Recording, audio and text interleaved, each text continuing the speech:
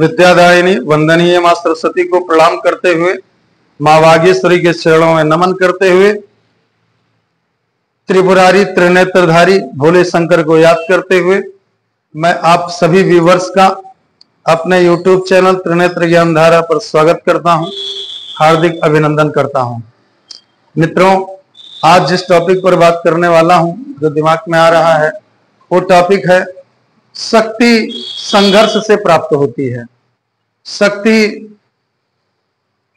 कठिनाई से प्राप्त होती है, शक्ति मौत से प्राप्त होती है। अब इसका एक एग्जाम्पल मैं पहले देता हूं, एग्जाम्पल ही दूंगा क्योंकि बहुत सारी बातें इस पर समझ की जा चुकी है। एक आदमी था जिसके पास में ये बात है करीब करीब 1870 के आसपास पर, जिस टाइम पर हमारा देश गुलाम हुआ करता था। उस टाइम पर भी अंग्रेज लोग खेल वोल करवाते थे आनंद के लिए, लेकिन वो खेल करवाते थे घोड़े का, इंसानों का भी होता था। घोड़े का रेस आज भी होता है, कंपटीशन होता है। तो उसमें कंपटीशन में अंग्रेजों के भी घोड़े पार्टिसिपेट करते थे। जो भी हिंदुस्तानी घोड़े रखते थे, राजे महाराजे, जो जमींदार टाइप के लोग होते थे, वो सब अपना घोड़ा रेस में दौड़ाते थे और जिसका घोड़ा नंबर 1 पर आता था उन्हें काफी मुद्रा में इनाम दिया जाता था, मेडल दिया था, सम्मान दिया जाता था। एक भारत का एक किसान था जिसने घोड़े को पाल रखा था, बड़े अच्छे स्टैंड कर दिया था उसने और बड़ी खातिरदारी करता था, घोड़े से बड़ा प्रेम था। तो उसका घोड़ा हर बार नंबर 1 रेस में आ जाता था। अंग्रेजों का घोड़ा भी पीछे हो जाता था, जमींदारों और राजाओं का घोड़ा भी उससे पीछे हो जाता था, क्योंकि वो हर बार घोड़ा नंबर 1 रेस में आता था, जीतता वही था। सभी लोगों को ना इस घोड़े से, इस आदमी से बड़ी जलन हो गई। सबको बड़ा लगा कि यार ये घोड़ा जो है हर बार ले आता है और इसका घोड़ा जीत जाता है रेस में, तो कुछ ऐसा किया जाए जिससे इसका घोड़ा रेस में न जीत पाए। तो उन्होंने सोचा कि यार अगर ऐसा कुछ करेंगे, जैसे मान लिया उन्होंने सोचा कि इसके घोड़े को चुरा लो। तो फिर सोचा लोगों ने कि अगर इसके घोड़े को चुरा लेंगे तो ये दूसरा घोड़ा ले आएगा, समझदार है, उसको ट्रेंड कर देगा और फिर वो दौड़ेगा, रेस तो ये जीत ही जाएगा। तो उन लोगों ने उसके घोड़े को चुराया उस दिन, जैसे कल रेस होना है, आज रात में उसका घोड़ा खोल लेकर चले गए और उसके जगह पर एक गधा बांध कर चले गए। गधा, और गधा भी नहीं था, गधई थी। अब बताओ, जब वो आदमी सुबह उठा, अपने अस्तबल में गया, घोड़े वोड़े को तैयार करने की, रेस है, जीतना है। अब वहां पर देखा तो घोड़ा है ही नहीं, वहां पर तो गधई बंधी हुई है। अब वो बेचारा करे तो क्या करे, बड़ा परेशान हुआ। वहां पर गया रेस में गधई को लेकर के। सब लोग, जिन लोगों ने घोड़ा उसका चुराया था, वो सब हंसने लगे कि ये तो बड़ा घोड़े का विजेता था और आज तो घोड़ा नहीं गधई लेकर आया। लोगों ने कमेंट करना शुरू कर दिया, बोले कि तुम्हारी गधई आज विश्व विजेता बनेगी। घोड़ा कहाँ गया? मैं कहा भाई घोड़ा तो कोई चुरा ले गया, बट ये है कि आज मैं इस गधे से, जो गधई गधा है, रेस तो मुझे जीतना ही है, मैं इसी से जीतूंगा। लोग हंसने लगे, तालियां बजाने लगे। तो रेस ऐसे थोड़ी ना होता है, घोड़े गधे के ऊपर आपको बैठ करके दौड़ाना होता है। तो उस आदमी ने कहा कि ठीक है, तुम लोग बड़ी मजाक उड़ा रहे हो, लेकिन मैं आज इस गधई से ही रेस जीतूंगा। लोगों को बड़ा असंभव हुआ कि इस गधे से ही घोड़ा, जो कि आप जानते हो किसी भी इंजन का पावर HP नापा जाता है, हॉर्स पावर। बैल से, सांड से, भैंसा से या शेर से, शेर बहुत ज्यादा ताकतवर है ना, लेकिन शेर का कहीं पर भी वो नहीं आया कि LP होता हो, लायन पावर होता हो, हॉर्स पावर होता है। क्योंकि घोड़ा एक मानक होता है, घोड़े में जितनी शक्ति होती है उतना शायद, अगर शक्ति की बात की जाए, वैसे वो मांसाहारी है शेर, लेकिन अगर शक्ति की बात की जाए तो सबसे ज्यादा शक्ति शाकाहारियों में ही होती है। तो घोड़ा प्रबल शक्तिशाली होता है, इसीलिए हर चीज का मानक HP माना गया है।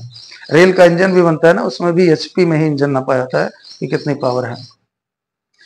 तो कहने का मतलब होता है कि 10 घोड़े के बराबर अगर 10 गधे हो जाए फिर भी एक घोड़े का सामना नहीं कर सकते, इतनी ताकत होती है। अब वो गधे को लेकर के जीतता कैसे रेस, लेकिन रेस में उतर गया। तो वो भी किसान था, नेचुरल आदमी था, वो जानता था कि आदमी की शक्ति बढ़ाई जा सकती है। क्योंकि मैं बार बार यही तो बात कर रहा हूं कि नेचर में आप भले कितने कमजोर हो, लेकिन नेचर ने ऐसी व्यवस्था दे रखी है कि आप अपनी शक्ति को कई गुना बढ़ा सकते हो। और बात भी इसी टॉपिक पर कर रहा हूं। तो उस व्यक्ति ने किया क्या, उसके एक तरकीब सूझी। उसने सोचा कि यार आज बड़ी बेइज्जती हो जाएगी, तो इस गधे को रेस में जिताना है। तो रेस में जिताने के लिए उसने और कुछ नहीं किया, गया और दुकानदार से 1 लीटर पेट्रोल खरीद के ले आया। और उसने जैसे ही रेस चालू हुआ, उसने गधा के पूंछ में पेट्रोल डालकर और माचिस छुआ दी। अब उस गधे को तो आग लग गई। 50 किलोमीटर हर तरफ से बांधा हुआ था बल्ली बांस, दौड़ के लिए ऐसा ही होता है। और सारे घोड़े और गधा दौड़े। 50 किलोमीटर दौड़ कर जाना था और 50 ही वापसी आना था। सभी घोड़े ना, जो काबिल से काबिल घोड़े थे, उन सभी घोड़ों ने उस 100 किलोमीटर की रेस तय करने में 1.5 घंटे का लगभग 90 मिनट का समय लिया। और ये जिस गधेवा के पूछिया में इसने आग लगाई थी, वो गधेवा 20 मिनट में 50 गई और 20 मिनट में 50 आई। 40 मिनट में रेस पूरा कर दिया और 40 मिनट में भाई लोग वहां भी नहीं पहुंचे। 45 मिनट लग गया पहुंचने में घोड़ों की। तो ये बताओ, ये गधा और इतना ताकतवर, ये रियल कहानी है, आप भी ऐसा करके देख सकते हो। और ऐसा भगा, फिर वो तो पार ही कर गया। वो जो आदमी गधावा के पिठिया बैठा था, उसको लेकर पता नहीं कहां चला गया। गधावा रुका ही नहीं, क्योंकि उसकी तो आग लगी पड़ी है। तो बेटा, जीवन में सफलता तभी मिलती है जब जिंदगी में आग लगी पड़ी हो। तो ऑटोमेटिक आपकी शक्ति, चैतन्यता, सब कुछ बढ़ जाता है। मृत्यु हो सामने, मौत हो सामने, आप रेस में दौड़ते हो। अभी पुलिस के बहुत सारे जवान लोग दौड़ेंगे, भर्ती आ रही है, उसमें उन्हें वैसे दौड़ने कह दिया जाए, नहीं दौड़ पाएंगे। और पक्का कह रहा हूं, प्रैक्टिस करेंगे, साल भर दौड़ेंगे, फिर भी वहां हार जाएंगे। ये बात तय हो, आदमी कहीं पर बैठा हो, अचानक में एक ऐसा आदमी आ जाए, अचानक में कहीं शेर आ जाए और दहाड़ मारे, चिघाड़ मारे, और इंसान को ये लगे कि अगर नहीं भागूंगा, अब नहीं भागोगे तो शेर खा ही लेगा। उस टाइम पर इंसान इतना तेज भागेगा, क्योंकि बात अब प्राण पर आ गई है। उसैन बोल्ट जो दुनिया का नंबर 1 धावक है ना, वो भी ससुरा फेल होगा, पक्का मैं कह रहा हूं। बस मौत हो कि सामने पीछे से मौत आ रही है, अगर मेरे कदम रुके तो मैं मरा। ऑटोमेटिक ताकत बढ़ जाएगी, आपको पता ही नहीं है आई कहां से, लेकिन बढ़ेगी। जिसकी पूंछ में आग लगी हो, सफलता उसे ही मिलती है। इसका एग्जाम्पल विवेकानंद जी ने भी दिया था। एक आदमी पूछने गया कि सफलता कैसे मिलेगी। विवेकानंद ने कहा कल आना। आपको कई बार सुना भी चुका हूं। बोले कल आ जाना सुबह, मैं सुबह सुबह नदी में नहाता हूं, वहीं पर आना बताऊंगा, स्नान करते समय। वो आदमी बिल्कुल टाइमली पहुंचा। विवेकानंद जी उसको नदी में लेकर गए, बीच में पकड़ के उसको धारा में डुबो दिया। और डुबोया ही नहीं, उसके ऊपर चढ़ के बैठ गए। विवेकानंद जी ब्रह्मचारी, शक्तिशाली आदमी, और वो कमजोर सा आदमी सफल तक राह से पूछने आया था, दबा दिया उसको। और खुद भी, और जब लगा विवेकानंद को बहुत अपनाया, और विवेकानंद छोड़ा ना उसको, और बलशाली आदमी था, वो विवेकानंद को कभी नहीं फेंक सकता था। और एक बात ध्यान रखना, जब तुम नीचे हो और तुम्हें अपने ऊपर किसी को फेंकना है, तो बल काम करता है, क्योंकि ग्रेविटेशन हमेशा तुम्हें नीचे ही खींचता है, तुम ऊपर नहीं फेंक सकते हो। और वो आदमी एक तो वैसे कमजोर था, 2 हड्डी लिए, तब विवेकानंद से नाजायज फंस गया, उसको डबोट डाले। लेकिन उसने भी जब जाना कि अब मर ही गया, ये आदमी छोड़ेगा नहीं, दबा के ही रखा है, वो सांस फू फू करने लगा, हवा उसकी निकल गई। अब वो करे तो क्या करे, मौत आ गई कि अब मार ही डाला इस मोटे भैंसासुर आदमी ने। अरे यार, उस 2 हड्डी का आदमी विवेकानंद जी उसके लिए भैंसासुर ही थे, बैठे हुए हैं उसके पीठ पे, मरा जा रहा है बेचारा। उसने ऐसा जोर लगाया कि मारे विवेकानंद को, छटक के जाकर दूर गिरे पानी में, और निकला करते हुए भगा घाट की तरफ। का भागो यार, ये तो मार डालेगा, हत्यारा आदमी है। अब विवेकानंद जी भी अपना उठे धारा में, वो भी थे बेचारे तैर वैर के समझ। बोले भैया रुक जाओ। अरे बोला, पापी आदमी, तेरे सफल तक सूत्र पूछने आया था, तू इतना विद्वान आदमी मैं समझ कर आया था, बड़े आध्यात्मिक, बड़े गुरु हो, बड़े तगड़े, और तुमने तो हत्या कर डाली होती, मुझे मार डाला होता, मैं कमजोर आदमी, 2 हड्डी लिए, सफलता क्या पूछना है, जान देने आया था। विवेकानंद ने कहा, अरे भैया रुक जाओ, तो बोला नदीम नहीं रुकूंगा, नहीं भरोसा नहीं, फिर दबा के मार डालो। तब की तो दम काम कर गया, अब कि ना काम करे। वो बाहर रुका, और बाहर भी रुका तो 4-6 आदमी बुला लिया, बोला ये पागल है, या दौड़ के आ रहा है, मुझे यहीं पर पता नहीं पटकने लगे। इस समय सफल तक रहस्य का पूछा, प्राण देने नहीं आया था। सफल तक विवेकानंद जी बोले रुक जाओ। रुका तो उससे ये बोले कि ये बताओ, जब पानी में तुम दबे थे तो तुम्हें सबसे ज्यादा आवश्यकता किस चीज की थी, यानी ध्यान तुम्हारे किस चीज में था? तो उस आदमी ने कहा कि ध्यान तो एक ही चीज का था कि कैसे इस पानी से बाहर निकलूं। बोले और कुछ? उसने कहा कुछ भी ध्यान नहीं था, प्राण निकल रहा था, सिर्फ एक ही चीज का ध्यान था कि ये मोटा भैंसा किसी तरफ हटे, नहीं इसको हटाऊं, नहीं मैं गया। कुछ भी ध्यान नहीं था। विवेकानंद जी ने कहा इसी को एकाग्रता कहते हैं। ये एकाग्रता जिस भी लक्ष्य पर तुम्हारी आ गई, तुम वो लक्ष्य कितना भी कठिन ना हो, क्यों ना हो, मेरे जैसा मोटा भैंसा ही क्यों ना हो, तुम उस पर परास्त करके विजय प्राप्ति कर लो। अभी जैसे मैंने गधे की बात की, उस गधे को भी बताओ उसका लक्ष्य क्या था, वो क्यों जीती? क्योंकि उसकी पूंछ में आग लगी थी। उसको उस टाइम पर कुछ नहीं दिख रहा था, एक ही चीज दिख रहा था कि भागो, नहीं पिछवा से कोनो और आग लगा रहा है, भागो। तो इसे एकाग्रता कहते हैं। एकाग्रता और संयम और संघर्ष, अगर एकाग्रता आपके अंदर आ गई तो आप ऑटोमेटिक संयमित हो जाएंगे, और जब आप संयमित हो गए तो किसी भी संघर्ष से आप भागेंगे नहीं, उसमें तुरंत डट जाएंगे, तुरंत कूद जाएंगे। तो एकाग्रता ही संयम प्रदान करता है, और संयम से भी व्यक्ति बड़े बड़े संघर्ष पर विजय प्राप्त करता है।